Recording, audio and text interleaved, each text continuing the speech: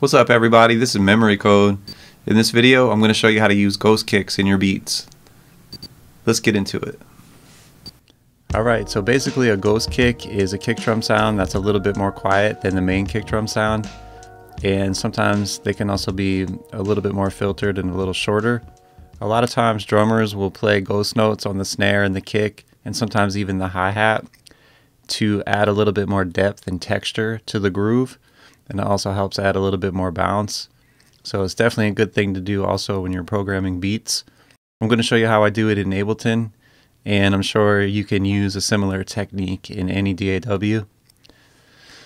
So yeah, just getting right into it. You can see I got my kick drum channel right here set up with the drum rack, and I got a kick sound in there. And real quick too, if you do end up using this technique in a beat, definitely post a link in the comments. I'd be hyped to check it out. So yeah, all you need to do is just, once you have a kick drum sound that you like, that you feel is working well with your beat, just copy it to another pad in the drum rack. And to do that, just click on the pad, hold down Option, and then click and drag. And it just copies it right over.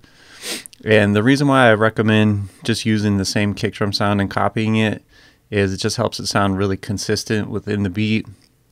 And also you don't have to spend time like going through your library trying to find another sound that will work as a ghost kick. You already got this one, so with just a little bit of processing it ends up working really well.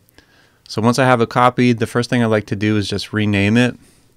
On Mac, if you just click on it and hit Command R, you can rename it. I'm going to call this Ghost Kick. And the next thing I like to do is just turn the volume down. You can do that in the drum rack right here in the mixer. And if you can't see the mixer, just come over here to the left and hit the selector with the 3 lines, and it pulls up this mixer. You got the volume right here, so I'm going to just turn that down. And I have a pattern that I played in up here, so I'll just play it through so you can hear what it sounds like with the regular kick and the ghost kick.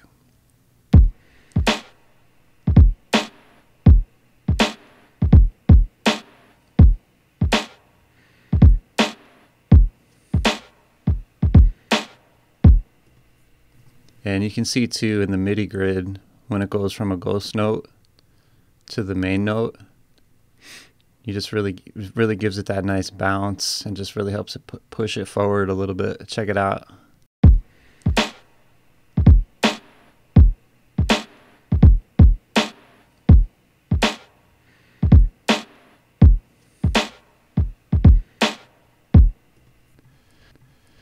So yeah, the next thing I like to do for the ghost kick is just adjust the filter a little bit. So in the simpler instrument, the filter is over here on the bottom left. And I have a high cut, also known as a low pass, because it lets the low frequencies through. So for this ghost kick, I'm going to just cut out a little bit more of the high frequencies. And I'm also going to bring in the end time just to make the sound a little bit shorter. And the reason why I like to do that is because cutting out the highs and making it shorter just helps that ghost kick blend really well into the beat, and it just sets it apart and makes it sound more different than the main kick, so you have those really 2 drastic sound levels. So I'm going to just bring back in everything from this beat and listen to it in context, and then adjust those 2 things.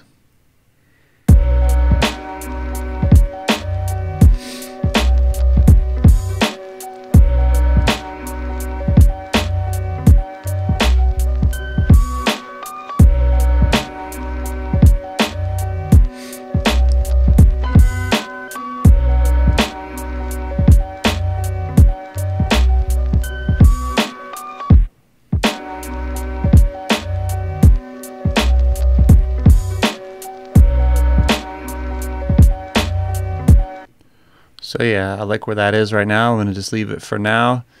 And real quick though, I'm going to turn this ghost kick volume to match the original, and I'll just play the beat again just so you can hear without having that ghost kick in there, you kind of lose like a little bit of that depth and it loses a little bit of that pocket in the groove. Check it out.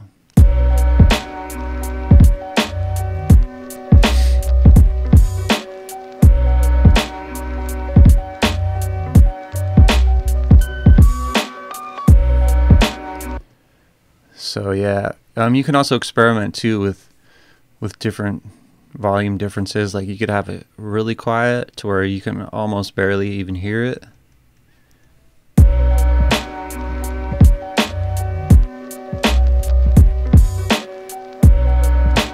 So sometimes that works, you know, just depending on the situation.